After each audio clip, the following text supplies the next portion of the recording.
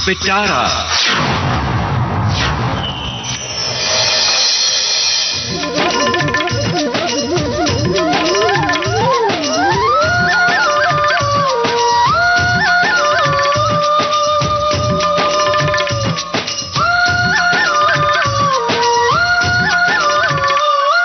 सेहतनामा।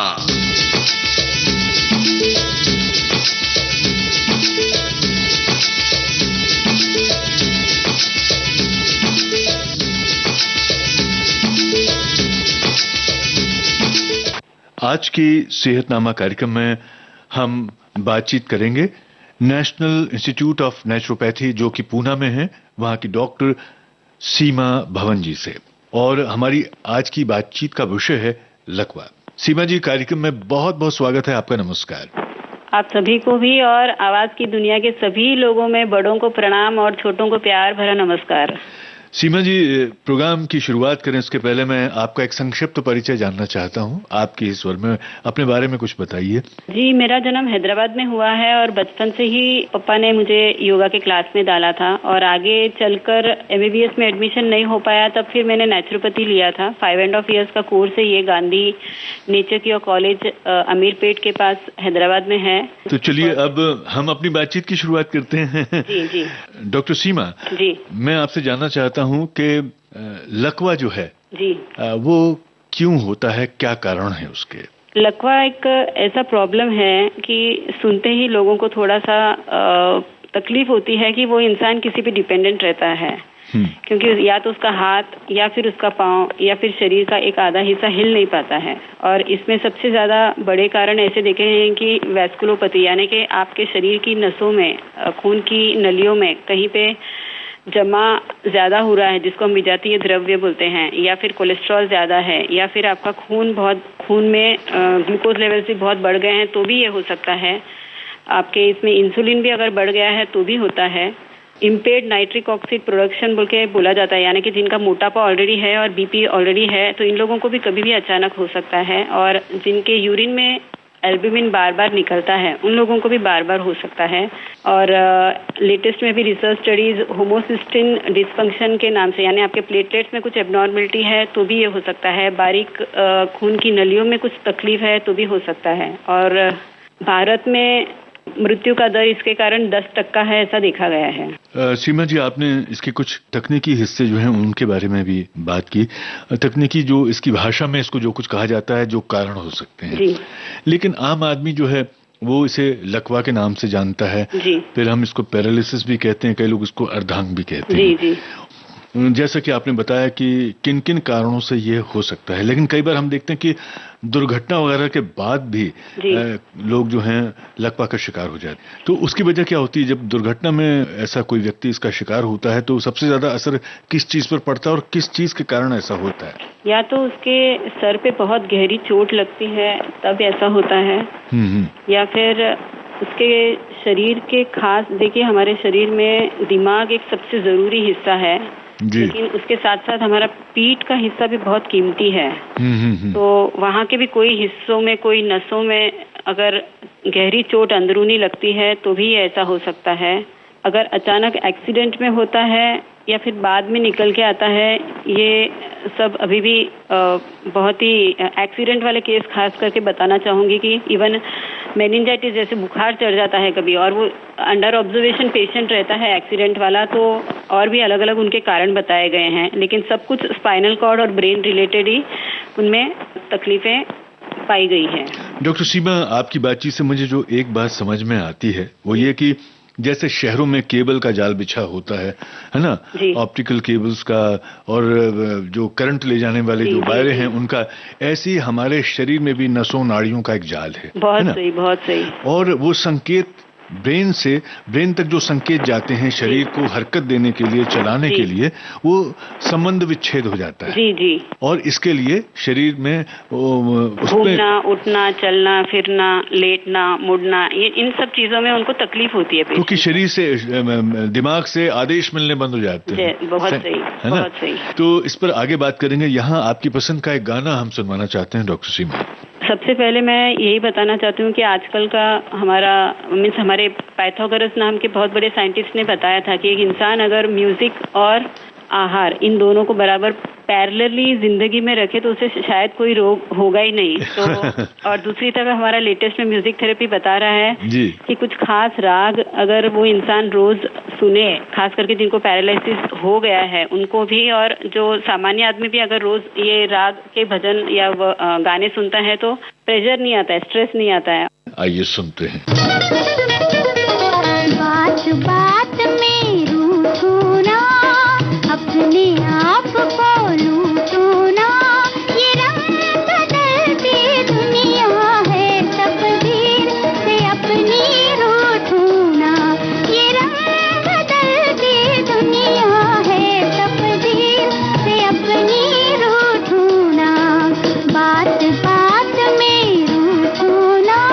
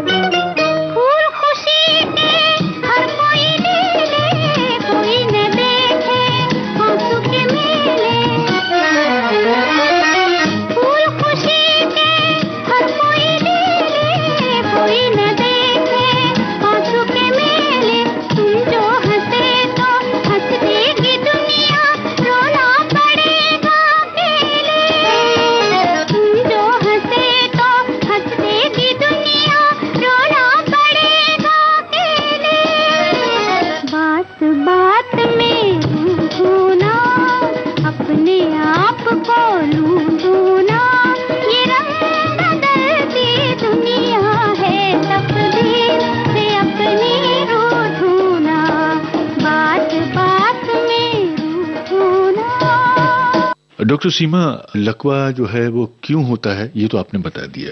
इसके जो लक्षण हैं उनके बारे में मैं जानना चाहूंगा कि किस तरह के होते हैं, उसको थोड़ा सा विस्तार देकर के भी बताइएगा। मैंने जितने भी पेशेंट्स लकवा के देखे हैं और बाकी दवाखानों में भी हम देखते हैं, तो हर पेशेंट अलग होता है। एक्चुअली देखा गया है हर पेशेंट में अलग सिम्टम्स रहते हैं, पर हर एक में सामान्यतः वो रोज का जो एक्टिविटीज ऑफ डेली लिविंग बोलते हैं, गतिविधि केंद्रित थेरेपी, तो उसे टॉयलेट जाना, कपड़े बदलना, पहनना, अपना पोस्चर चेंज करना, उठना बैठना, अपनी जगह से हिलना, इन सब चीजों में उसे तकलीफ होती है।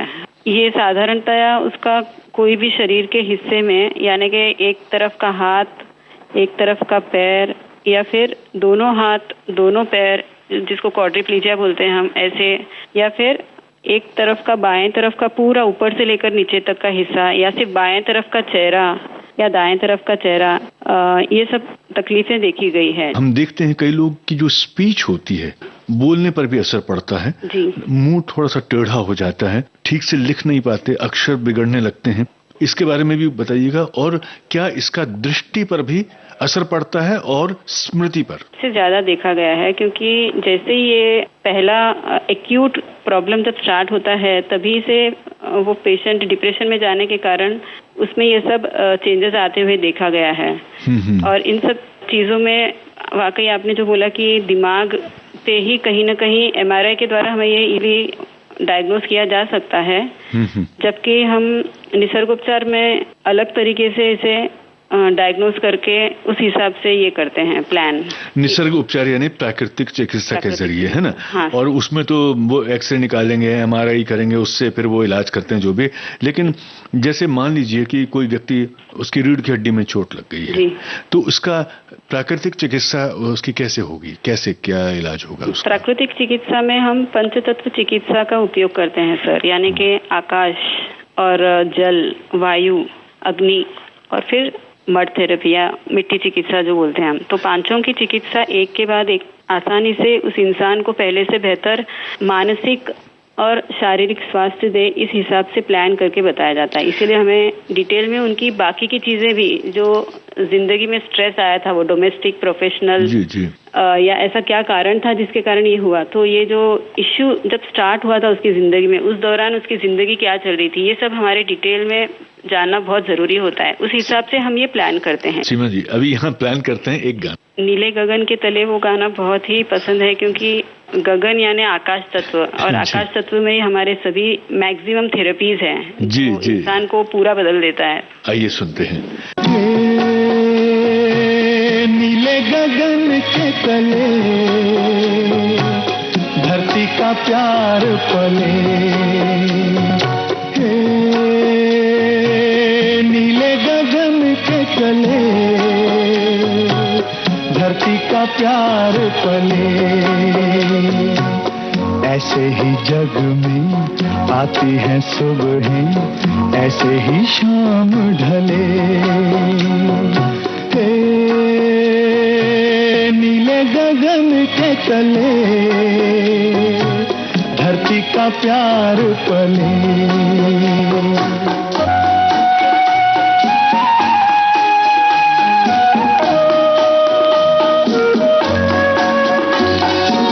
शबनम के मोती फूलों पे बिखरे, दोनों की आस फले, नीले गगन के तले धरती का प्यार पले।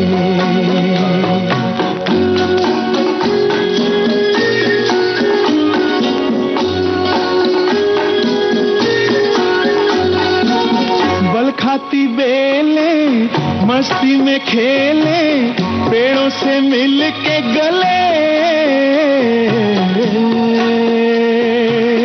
नीले गगन के तले धरती का प्यार पले।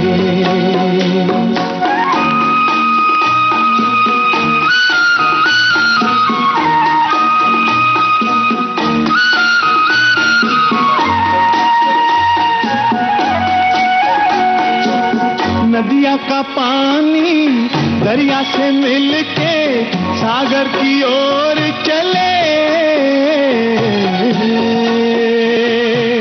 नीले गगन के तले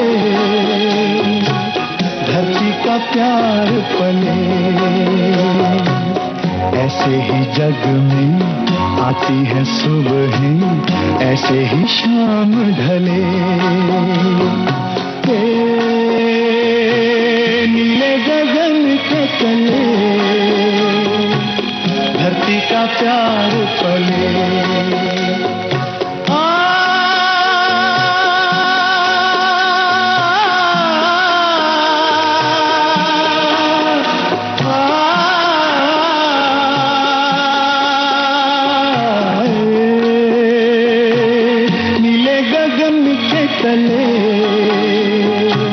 धरती का प्यार पले,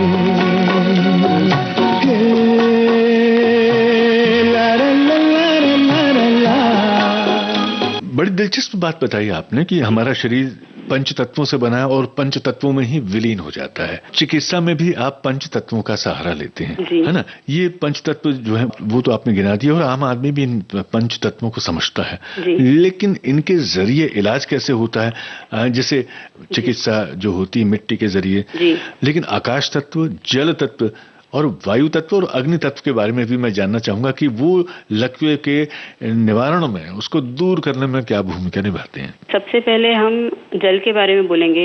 ये बहुत ही सुंदर तत्व है जिसका वेद में भी लिखा हुआ है कि जल ऐसे बोल रहा है कि मेरे अंदर सब अमृत भरा हुआ है, सिर्फ मुझे ढूंढ लो और मुझे उपयोग करो। जी। और हमारे यहाँ पे इंस्टीट्यूट में हाइड्रोथेरेपी सबसे बड़ा ट्रीटमेंट का एक स्तोत्र है जिसमें हम शॉर्ट कोल्ड एप्लीकेशंस बोलते हैं, यानी थोड़ी देर के लिए ठंडा पानी का अलग अलग स्वरूप में उपयोग।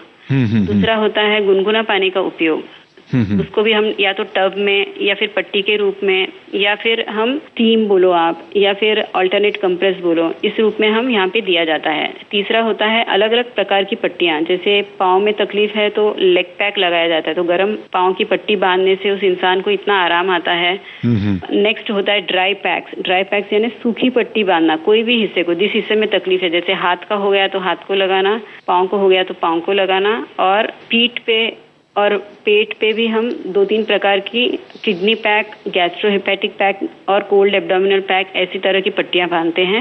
इसमें नाम ही बताता है कि आपके शरीर के पूरे हिस्सों का इलाज किया जाता है, जिससे आपके शरीर के अलग अलग ऑर्गन्स, यानी अंदर आपके 9 सिस्टम्स है और 9 सिस्टम्स को हम ऊपर से लेकर नीचे तक ठीक करना चाहते हैं। आपके शरीर को एक मानकर हम ट्रीटमेंट दे रहे हैं, इसीलिए ये सब अलग अलग प्रकार के उपयोगों का उस इंसान में धीरे धीरे असर इसलिए आने लगता है। फिर नेक्स्ट हमारा एक कोल्ड स्पाइनल स्प्रे, यानी रीढ़ का स्नान। सिर्फ रीढ़ की हड्डी पे ठंडे पानी का फवारा दिया जाता है, और जिस हिस्से में तकलीफ हो वहाँ पे डाउच, पानी का फवारा डालना। फिर एक स्कॉच डाउच, एक अल्टरनेट फैन, यानी कि गर्म और ठंडे पानी का उपयोग।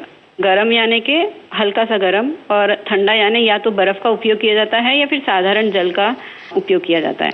लोग कहते हैं कि एकदम से ठंडे से और एकदम से गर्म में नहीं जाना चाहिए, गर्म सर्द हो जाता है और उसका भी शरीर के तापमान पर अचानक असर पड़ता है और कई बार उससे लकवा हो जाता है, ऐसा सुनने में आया है। बहुत सही। और कई लोगों को हमने देखा कि वो छत पे सोने चले जाते हैं गर्मियों के मौसम में, और उनको लकवा मार जाता है, है ना?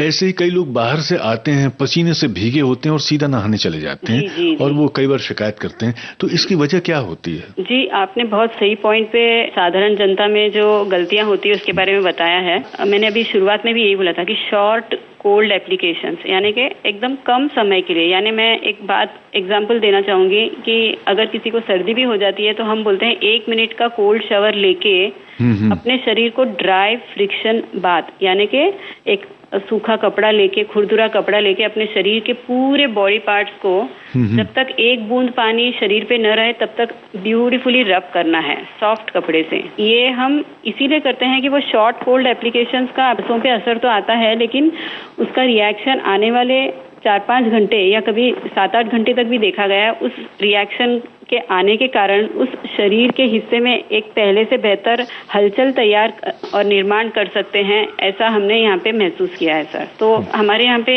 ऐसी जो गलतियां इंसान करता है कि पसीना है और स्नान करना, ये एकदम विरोधाभास है, ये ऐसे कभी करना ही नहीं चाहिए। या मीन्स हमारे ट्रीटमेंट के दौरान भी हम ये हर पेशेंट को समझाते हैं कि हमारे यहाँ पानी की ट्रीटमेंट के बाद अपने आप को पहले वार्म अप करिए और फिर बाहर की हवा में जाइए आप। और 2-3 चीजें ऐसी है कि जब हम बाहर हवा में निकलते हैं तो तो कान ढका हुआ रहना चाहिए, सर ढका हुआ रहना चाहिए, और जब पसीना रहता है तो एक बूंद पानी भी नहीं पीनी चाहिए, बल्कि हमारे शरीर को उलट आपने उस पसीने का साफ करने के लिए टॉवेल से अपने आप को रब करके पसीने की एक बूंद न रहे वैसा करना ज्यादा अच्छा रहेगा। ये हमारा ड्राई फ्रिक्शन बात जो जिसके बारे में मैं बता रही हूँ कि सिर्फ सॉफ्ट कपड़ा लेके अगर हम ऐसे करने की आदत करके फिर अंदाजन आधा घंटा गैप रखना भी जरूरी है जब पसीना रहता है शरीर पे, पूरा पसीना पसीना रहता है तब। डॉक्टर सीमा, मैं एक चीज और यहाँ कहना चाह रहा हूँ, कई लोगों को आदत होती है कि उठ के नहाएंगे नहीं, नाश्ता करने के बाद में या खाना खाने के बाद नहाने चले नहीं, ये तो और भी विरोधाभास है। हमारे शास्त्र में ये पहले से प्रूव हुआ है कि जब आपका शरीर मतलब आपका स्किन सेकंड लार्जेस्ट ऑर्गन है जो इजीली टॉक्सिन्स निकालता है और वो बहुत सेंसिटिव ऑर्गन है जी,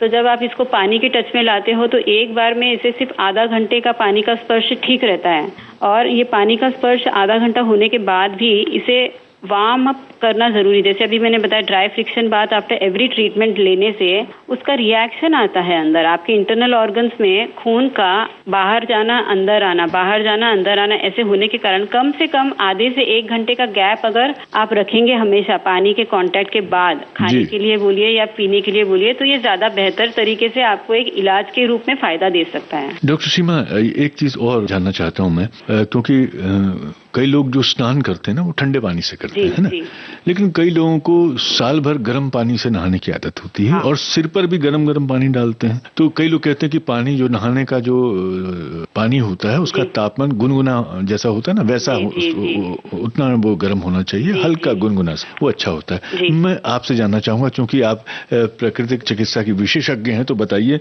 वो कितना फायदेमंद है, खासतौर से जो लकवा के मरीज हैं या ऐसी नौबत आई ना, लकवे की नौबत ना आए, तो नहाते समय कौन सी सावधानियां बरतनी चाहिए? बहुत ही सुंदर प्रश्न है ये। इस बारे में सिर्फ भारत ऐसा देश है कि जहाँ पे इंसानों को एक नहीं, दो नहीं, 3 बार भी आप स्नान करने के लिए बोलेंगे तो कुछ लोग हमेशा तैयार रहते हैं और कुछ लोग बोलते हैं नहीं मैं नहीं करूंगा।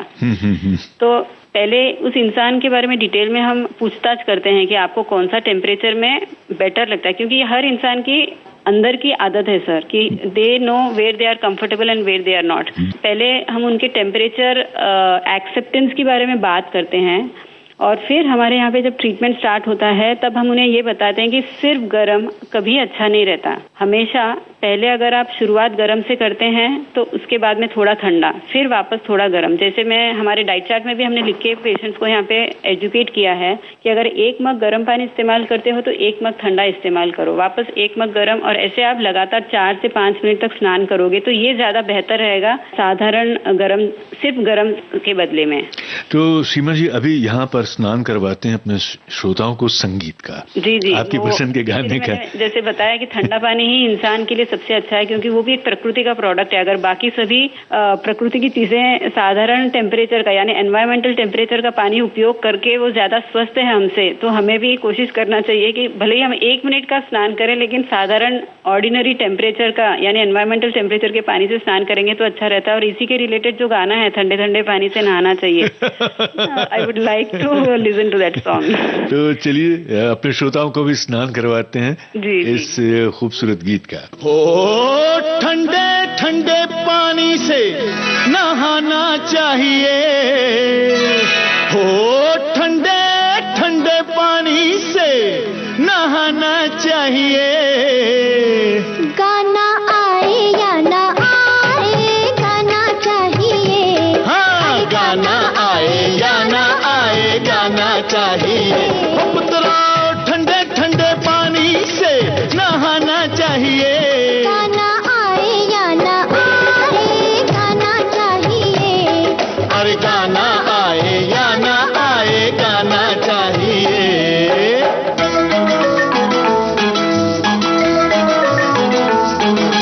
बेटा बजाओ ताली, गाते हैं हम कव्वाली, बजने दो एक तारा, छोड़ो जरा फवारा, ये बाल्टी उठाओ, ढोलक इसे बनाओ। बैठे हो क्या ये लेकर, ये घर है या है थिएटर, पिक्चर नहीं है जाना, बाहर नहीं है आना, मम्मी को भी बुलाना चाहिए। तेरी मम्मी को भी अंदर बुलाना चाहिए। गाना आए या ना आए गाना चाहिए।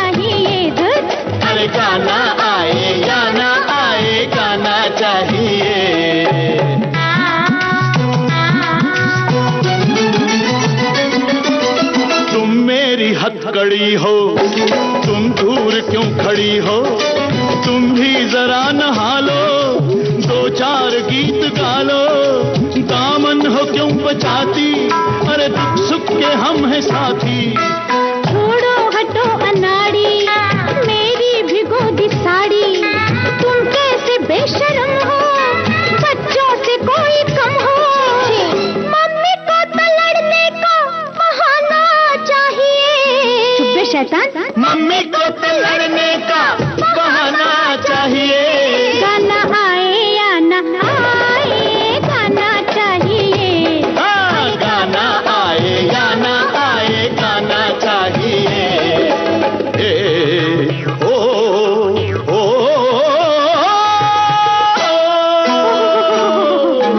लंबी ये तान छोड़ो, तौबा है जान छोड़ो, ये गीत है अधूरा, करते हैं काम पूरा। अब शोर मत करो जी, सुनते हैं सब पड़ोसी। कह दो पड़ोसियों से, क्या? झांके न खिड़कियों से। दरवाजा खटखटाया, लगता है कोई आया। अरे कह दो कि आ रहे हैं, साहब नहा रहे हैं। मम्मी को तो डैडी से छुड़ाना चाहिए, अब तो मम्मी को डैडी से छुड़ाना चाहिए। गाना आए या ना आए, गाना चाहिए। अरे गाना आए या ना आए, गाना चाहिए। पुत्रा ठंडे ठंडे पानी से नहाना चाहिए। ठंडे ठंडे पानी से नहाना चाहिए। गाना आए या ना आए, गाना चाहिए। अरे गाना आए या ना आए, गाना चाहिए। डॉक्टर सीमा, हमारे शरीर के स्वास्थ्य के लिए, साफ सफाई के लिए नहाना तो बड़ा जरूरी है। जी जी, तो मुझे एक बात बताइए कि कब नहाना चाहिए, खाने और नहाने के बीच में कितना अंतराल होना चाहिए? अभी तक मैंने जितने भी पेशेंट्स को इस बारे में एजुकेट किया है, पहले उनका कंफर्ट जोन पूछा है सर, क्योंकि देखिए हमारे शास्त्र में भी लिखा है कि हम जैसे ही सवेरे उठते हैं, अपनी दैनिक विधि होने के बाद इमीडिएटली स्नान करना बहुत जरूरी है हर इंसान के लिए। जी।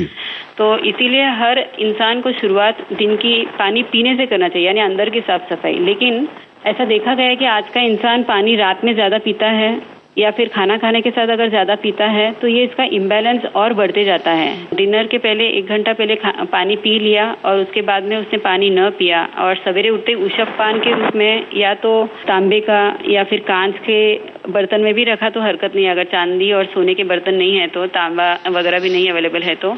पर अभी तक पूरे रिसर्च स्टैटिस्टिक्स ने ये बताया कि चांदी बेस्ट एंटीबायोटिक है, पर हर एक जिनको लिए पॉसिबल है उन लोगों ने जरूर इसका पानी पी के अपने ठुड्डी के नीचे जो एक पॉइंट रहता है, जी, उस पॉइंट को ब्यूटीफुली दबाते हुए धीरे धीरे सिप बाय सिप, जैसे हमारा सबसे पहला मर्न है कि chew your food and eat your drinks, यानी कि आप कुछ भी लेते हो ड्रिंक के रूप में, उसे आप अच्छी तरह से मुंह में सलाइवा में मिक्स करो, क्योंकि सबसे बड़ा खजाना तो आपके मुंह के अंदर ही है। सलाइवा के रूप में अलग अलग ब्यूटीफुल एंजाइम्स जो वहाँ पे मिलते हैं, आपके जो भी आपने मुंह में डाला है उसको दवा बना के नीचे भेजने की क्षमता है उनमें। जो हमारे मुंह की लार है, उस लार से जो हम खाना उसमें घुलता चला जाता है, और खाने के साथ साथ आपने पानी भी पिया वैसे ही घूंट घूंट भर, क्योंकि हर तरफ आप वेद बोलो या पानी की चिकित्सा के बारे में हमारे इतिहास में लिखी जाने वाली सभी किताबें, हर तरफ यही लिखा है कि एक तो बैठी हुई स्थिति में ही पानी पीना चाहिए, और घूंट घूंट पीने से ही आपके शरीर के अंदर के हर सेल को वो पानी मिलेगा, ऐसी भावना के साथ। और ये गंगा जल है मैं जो पी रहा हूँ, यानी इससे अच्छा अमृत पूरे वर्ल्ड में कहीं और नहीं है, जो मेरे हाथ में है वही अमृत है, ऐसी भावना। सब चीजों से भी बहुत फर्क पड़ता है। मैंने इतने अलग अलग केसेस देखे हैं, उन सब में एक केस के बारे में बताना चाहूंगी कि वो गुस्सैल प्रकृति का इंसान था। टाइम पे सिर्फ बीपी की गोली न लेने के कारण उसे कोमा में जाना पड़ा, और 1 महीना कोमा में जाके फिर आखिर डेथ हुई। सीमा जी, यहाँ एक चीज और मैं जानना चाहता हूँ, आपने बीच में रक्त प्रवाह की बात की थी। जी। रक्त के 2 दाब होते हैं, एक तो उच्च रक्तचाप है और फिर निम्न रक्तचाप है ना। तो क्या इनका भी असर पड़ता है? लकवे में इनकी कोई भूमिका है? बहुत बड़ी भूमिका है सर, क्योंकि लकवा का खास कारण पहला उच्च रक्तचाप का ही होता है। अचानक उनका रक्तचाप इतना बढ़ जाता है जी। उच्च रक्तचाप एक ऐसा पॉइंट है, बोलना चाहिए, इसके साथ मधुमेह, धूम्रपान ऐसे फैक्टर्स भी हैं, लेकिन उच्च रक्तचाप का सबसे मैक्सिमम 99% केसेस में देखा गया है कि ये एक कारण होता है जी। ये अचानक क्यों बढ़ता है? एक तो उनके एनवायरमेंटल कंडीशंस, यानी कि कुछ स्ट्रेस है, टाइम रिलेटेड एक्टिविटीज है, प्रेशर आ रहा है, जैसे प्रेशर कुकर में सीटियां बजती है, वैसे ही उनके दिमाग में, नसों में और उनका मन और सामने वाला काम, इन सब चीजों में थोड़ा सा इम्बैलेंस होता है, तब कहीं ये प्रॉब्लम हो सकता है। तो उनके सामर्थ्य से अधिक अगर कुछ सामने उनका काम आ जाता है, जैसे कि मेरा एक केस आया था, वो शेड्स में काम करते थे, अचानक उनको मालूम पड़ा कि उनका सब कुछ गया, जितना भी हाथ में पैसा था, तो उसे अचानक स्ट्रोक आया और हमने उसे बहुत सही तरह से उसे काउंसलिंग करके आज वो बहुत अच्छी स्त्री की घर पे ही चला के बहुत सही तरीके से परिवार में एंजॉय कर रहा है और सही लाइफ चल रही है उसकी। मैं यहाँ पर जानना चाहता हूँ कि मान लीजिए कोई माता बहन ऐसी हैं जो गर्भवती हैं जी, तो गर्भस्थ जो शिशु है जी, उस पर क्या असर पड़ सकता है? बहुत गहरा असर होता है सर। हमारे यहाँ पे हमने pre conceptional yoga and naturopathy counselling भी स्टार्ट किया है, तो हम हर लड़की को बोलते हैं कि तेरी जिंदगी का सबसे बेहतरीन हिस्सा है ये प्रेगनेंसी, जिसमें तो एक बहुत प्यारे ह्यूमन बीइंग को संसार में लाने वाली है, और यही सही समय है जब तुझे पूरा इंसान बनना है, या इंसान से अच्छा बेहतर देवता बोलते हैं वैसे।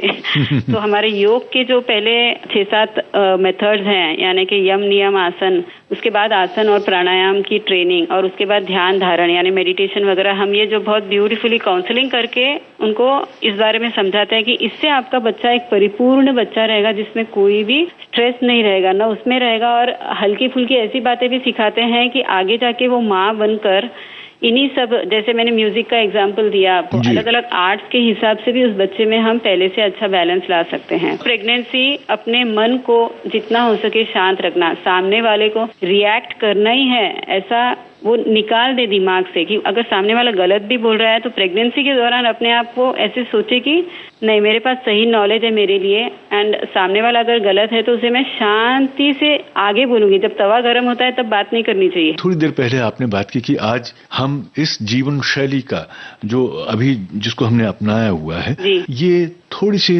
मर्यादा के बाहर चली जाती है। मर्यादा इन द सेंस की मैं ये कह रहा हूँ कि हमारे लिए जो जरूरी चीजें हैं, जैसे खाने का एक तय समय है ना, और उसका भी खान पान का भी मौसम के साथ जो एक रिश्ता है, फिर हमारे सोने का, आराम करने का, काम के घंटों का, हर चीज का एक समय है ना। तो मैं ये जानना चाहता हूँ कि अगर कोई व्यक्ति बहुत देर तक रात को जागता है ना, बेसमय खाना खाता है ना, या बहुत ज्यादा वर्कहोलिक है, बहुत सारे लोग हैं जिनको बहुत काम का जुनून होता है, अपने शरीर को आराम ही नहीं देते, कई लोग बहुत सिगरेट पीते हैं, बहुत धूम्रपान करते हैं, लकवा जो है क्या इन सब चीजों से भी घातक रूप से आ सकता है? पाया गया है जी।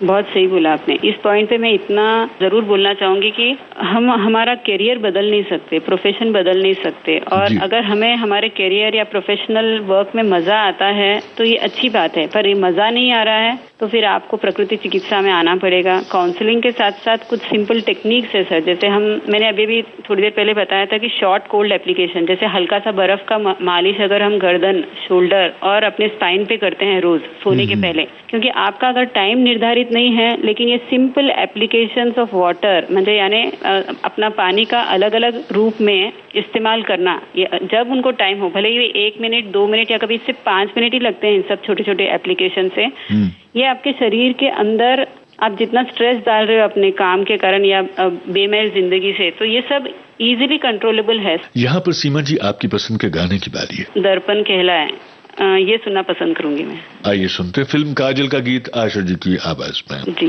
तोरा मन दर्पण कहलाए, तोरा मन दर्पण कहलाए, भले बुरे सारे कर्मों को देखे और दिखाए, तोरा मन दर्पण कहलाए, तोरा मन दर्पण कहलाए।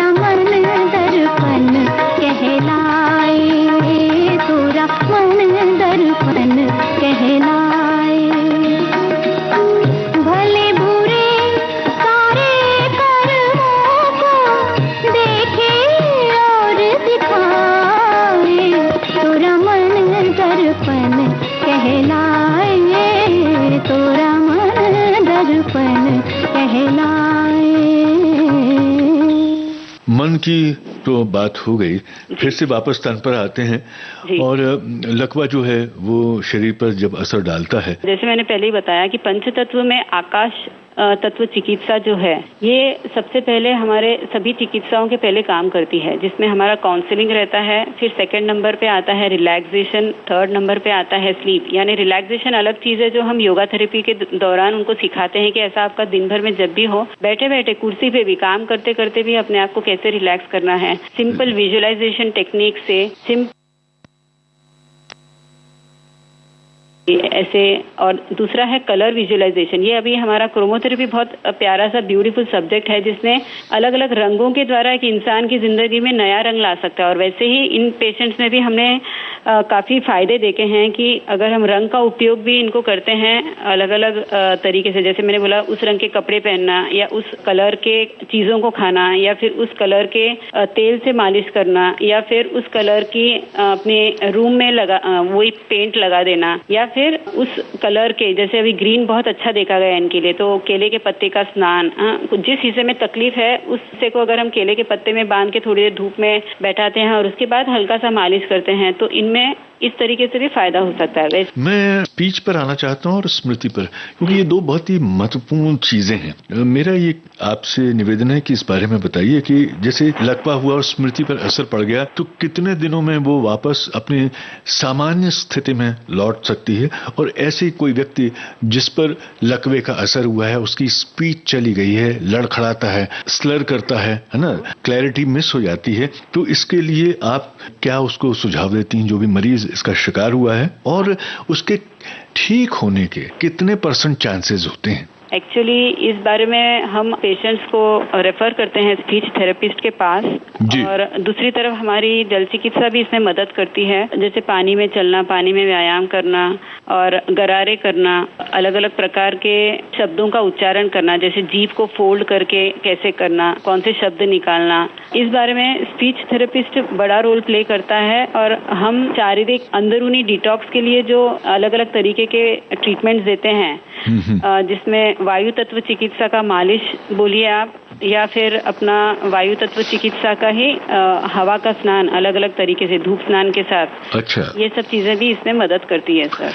आप मिट्टी के लेप भी इस्तेमाल करती हैं? प्राचीन परंपरा है कि मिट्टी के स्नान के बिना एक इंसान के अंदर के सभी मल बाहर निकल ही नहीं सकते। जैसे मैंने अभी पहले बताया था कि आपका स्किन ही वो सेकंड लार्जेस्ट ऑर्गन है जो इजीली टॉक्सिन्स निकालता है, और रोज के दैनिक स्नान में अगर आपके शरीर के कोई हिस्से में ऐसे मूवमेंट्स नहीं हो रहे हैं तो उस हिस्से पे मिट्टी लगाना। और हमारे बहुत बड़े सीनियर डॉक्टर्स ने तो ये भी बताया है कि मुल्तानी मिट्टी में सिर्फ थोड़ा सा नींबू का रस ही मिलाइए, पानी के बदले में नींबू का रस मिला के उस पेस्ट को आप उस हिस्से को लगाते हो, आधा घंटा रखते हो धूप में, या फिर अगर धूप नहीं है तो भी हरकत नहीं, क्योंकि वो पीला कलर है, पीला कलर भी बहुत अच्छा देखा गया है इन लोगों के लिए। ये लगाने के बाद आधा घंटा रखना और उसे निकालने के बाद हल्के हाथों से मालिश करना, क्योंकि मालिश एक संपूर्ण चिकित्सा है जिसमें ये भी देखा गया है कि खास तेल अगर हम उसको सिर्फ उसमें मस्टर्ड ऑयल यूज करते हैं, या गार्लिक के द्वारा ये सिद्ध किया गया तेल भी रहा, या तुलसी के द्वारा सिद्ध गया तेल, या फिर बादाम के द्वारा सिद्ध किया हुआ तेल, या फिर अपना हल्का सा गुनगुना गाय का घी, या फिर जिंजर ऑयल, या फिर नीम ऑयल, इन सब चीजों के मालिश के भी फायदे काफी देखे गए हैं इन सब लोगों। ऐसी घरेलू दवा तेल के जरिए जिसको मालिश की और वो घर में बना सकें और इस्तेमाल कर सकें, उसके बारे में मुझे बताइए। हाँ, इन सब में एक्चुअली देखा गया है कि सबसे आसान लहसुन का तेल ही रहेगा जी। 1/2 किलो तेल रहता है, कोई भी तेल ले लीजिए आप। मैंने जैसे बताया कि मस्टर्ड सबसे बेस्ट है, उसमें आपने 100 ग्राम लहसुन छोल के वजन करके उसमें डालना है और उबालना है। जब वो काला हो जाए लहसुन का टुकड़ा, तब उसे छान के उस तेल को कांच के बोतल में अगर आप भर के रख देते हैं और फिर उसी ऑयल का मसाज करते हैं तो बहुत फायदा होता है। साथ ही साथ ये भी देखा गया है कि ऑनियन, जिंजर, गार्लिक, ये 3 चीजें ऐसी है जो खून को पतला भी करना जानती हैं और हमें पूरे संसार भर के जर्म से, यानी एंटीबायोटिक जैसा काम करती है। तो इसे थोड़ा सा कच्चा भी खाना जरूरी है, तो कभी चटनी के रूप में खा लिया, या फिर कभी उसको एक कुली को जस्ट स्मैश करके उसकी गोली बना ली और सवेरे उठते ही पानी के साथ पी लिया, क्योंकि ये कोलेस्ट्रॉल के लिए सबसे ब्यूटीफुल सिंपल टिप है। इवन आपके उच्च रक्तचाप के लिए भी सबसे सिंपल प्रिवेंटिव टिप है जो कहीं ना कहीं लकवे से भी रिश्ता जोड़ देते हैं, तो अगर ध्यान रखेंगे तो वो भी बहुत फायदा होगा उनका। ऐसी कौन सी चीजें खानी चाहिए और कौन सी नहीं खानी चाहिए, यानी कि किनका निषेध है खासतौर से लकवे के समय, या कौन सी सावधानियां बरतनी चाहिए खान पान के मामले में? जी, हमारे इसमें आपको पहले भी आपने सुना होगा कि हम 5 सफेद चीजें नहीं बोलते हैं जी, फ्राइड फूड्स नहीं बोलते हैं।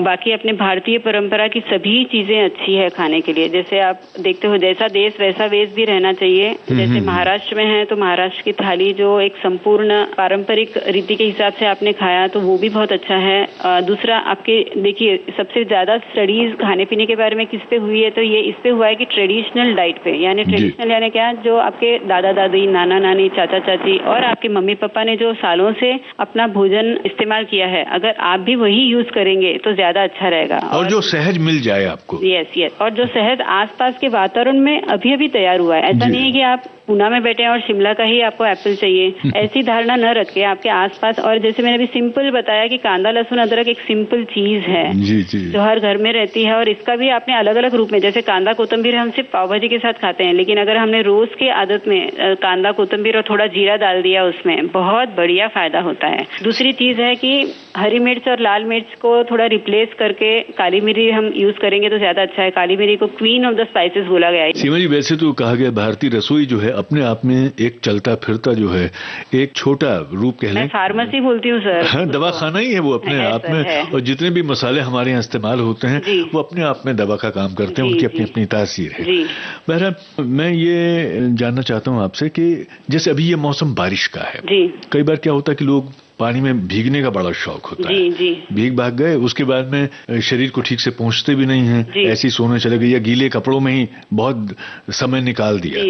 तो मुझे बताइए कि इसमें कितने चांसेस हैं लकवे के? हमें खुद थोड़ा सतर्क रह के देखना चाहिए कि आधे घंटे से ज्यादा हम कभी भी पानी के टच में लगातार न रहें। इसलिए मैक्सिमम टाइम स्विमिंग का भी उन्होंने 45 मिनट्स ही रखा है कि पेशेंट एक 5 मिनट इधर उधर होके they are maximum that time in water. Seema ji, अब पानी से बाहर निकलते हैं जी, और अपने श्रोताओं को एक गाना सुनवाते हैं आपकी पसंद का। जी, हम मिट्टी के बारे में इतना बात कर रहे थे तो मेरे देश की धरती बहुत सुंदर है, वो जो हमारे पूरे देश के अस्तित्व के बारे में बहुत गुण गाती है, तो वो भी गाना मुझे बहुत पसंद है। ये गाना हो जाए। फिल्म उपकार का गीत है, सुनते हैं। मेरे देश की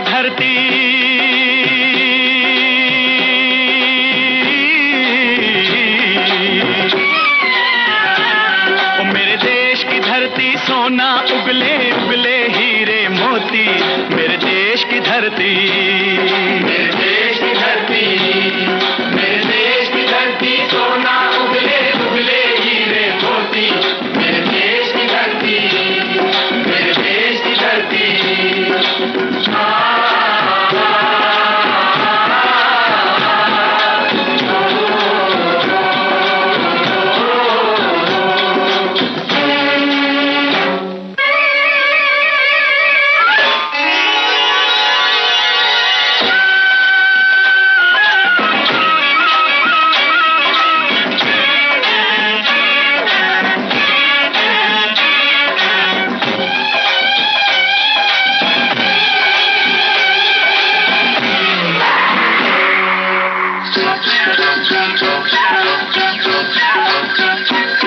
बैलों के गले में जब घुंघरू जीवन का राग सुनाते हैं, जीवन का राग सुनाते हैं, गम को दूर हो जाता है, खुशियों के कमल मुस्काते हैं, खुशियों के कमल मुस्काते हैं।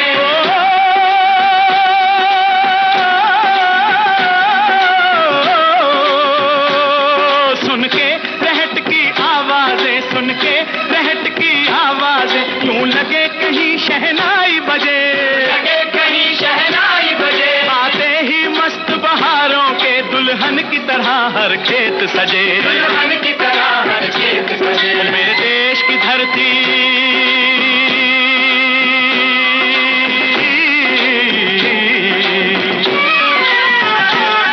मेरे देश की धरती, सोना उगले उगले हीरे मोती, मेरे देश की धरती, मेरे देश की धरती।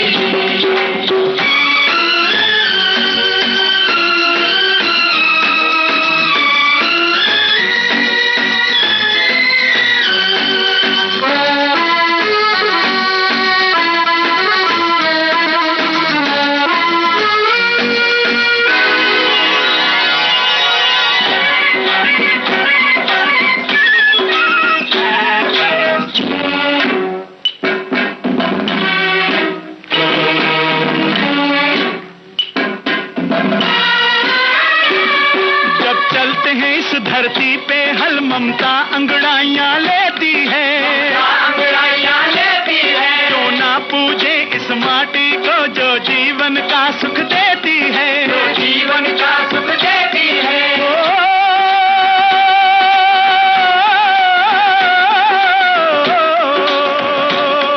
इस धरती पे जिसने जन्म लिया, इस धरती पे जिसने जन्म लिया, उसने ही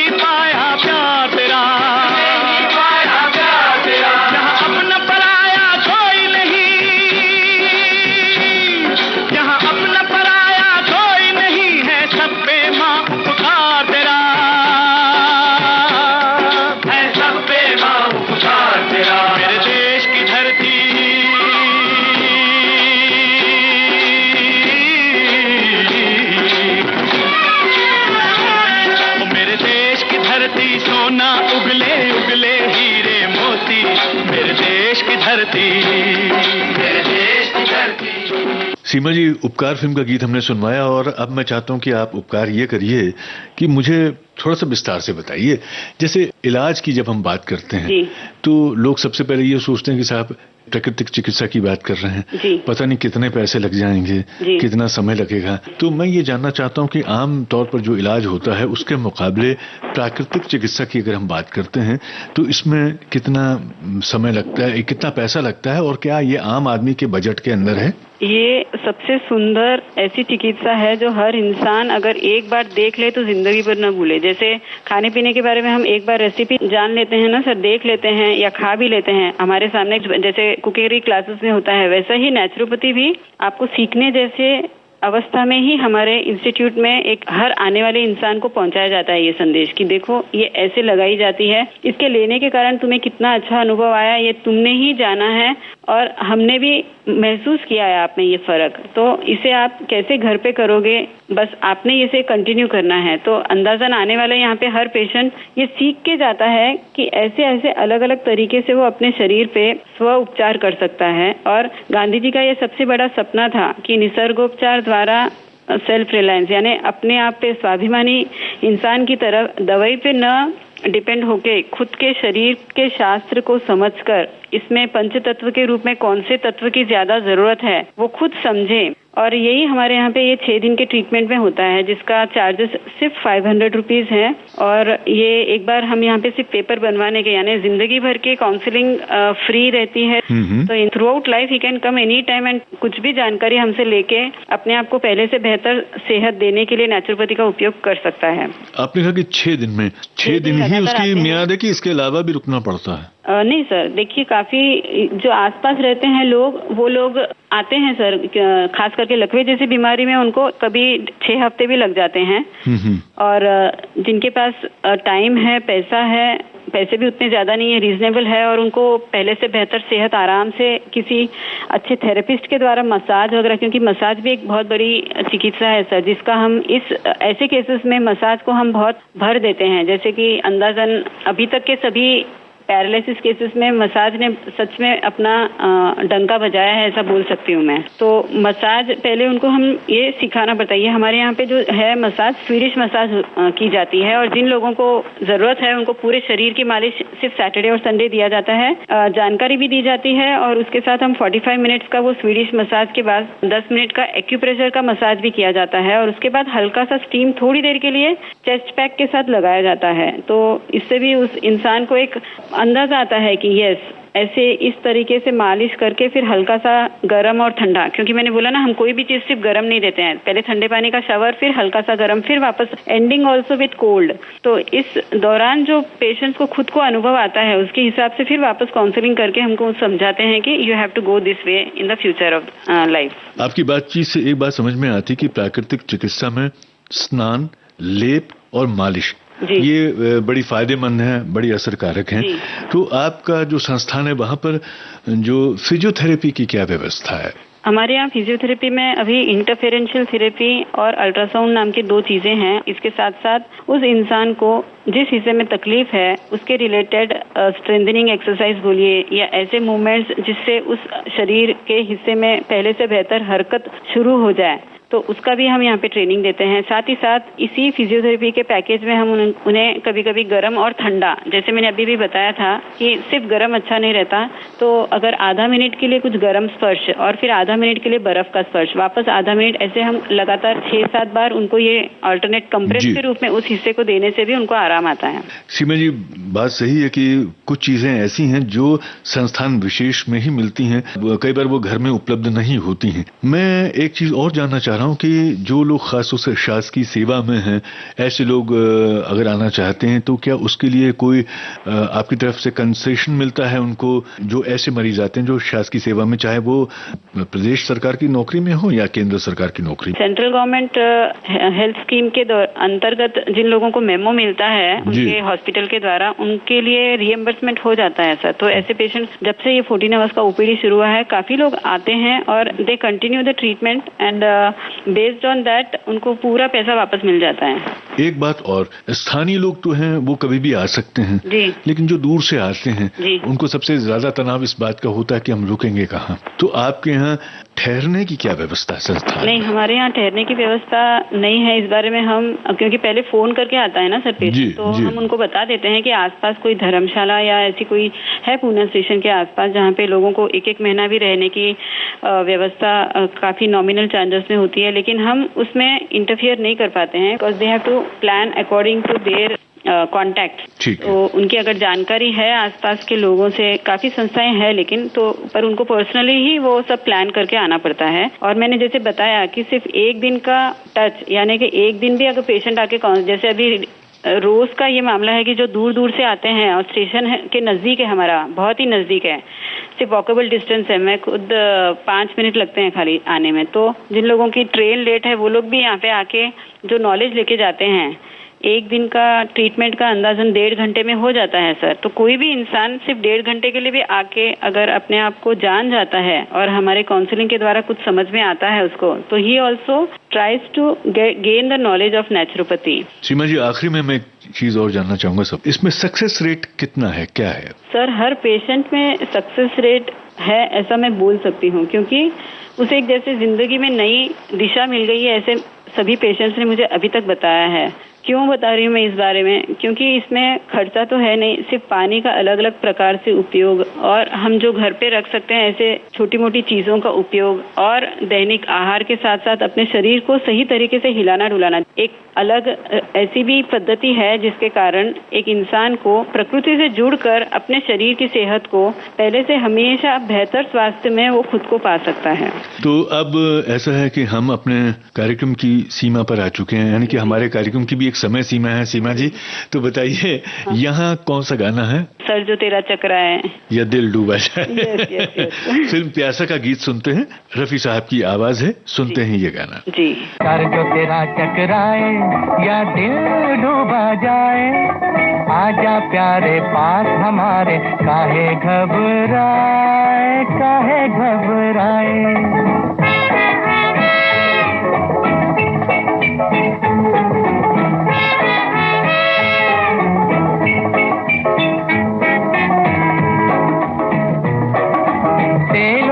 है मुस्की गंज रहे ना खुशकी, जिसके सर पर हाथ फिरा दूं चमके किस्मत उसकी।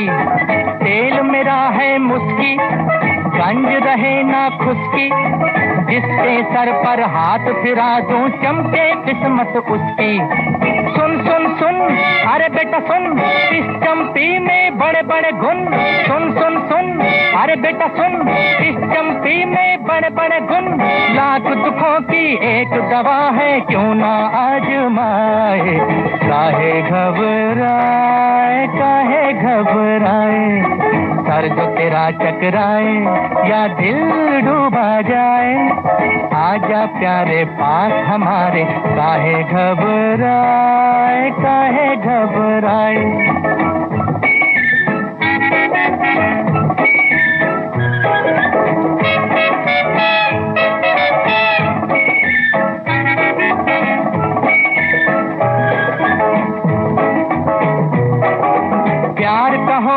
झगड़ा या बिजनेस का हो रगड़ा, सब लफड़ों का बोझ हटे जब पड़े हाथ एक तगड़ा।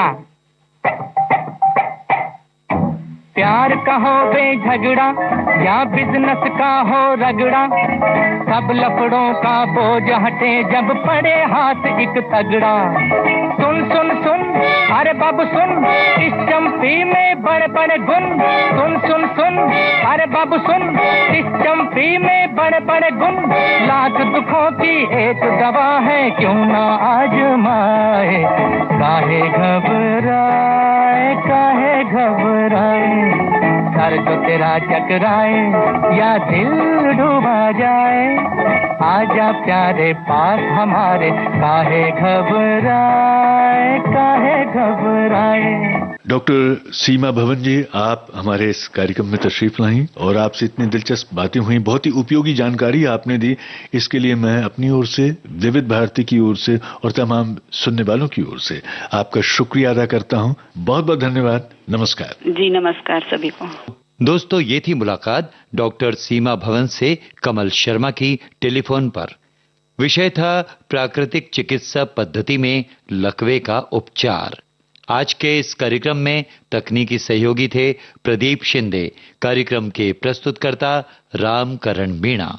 अब दीजिए आज के प्रोग्राम से इजाजत। नमस्कार।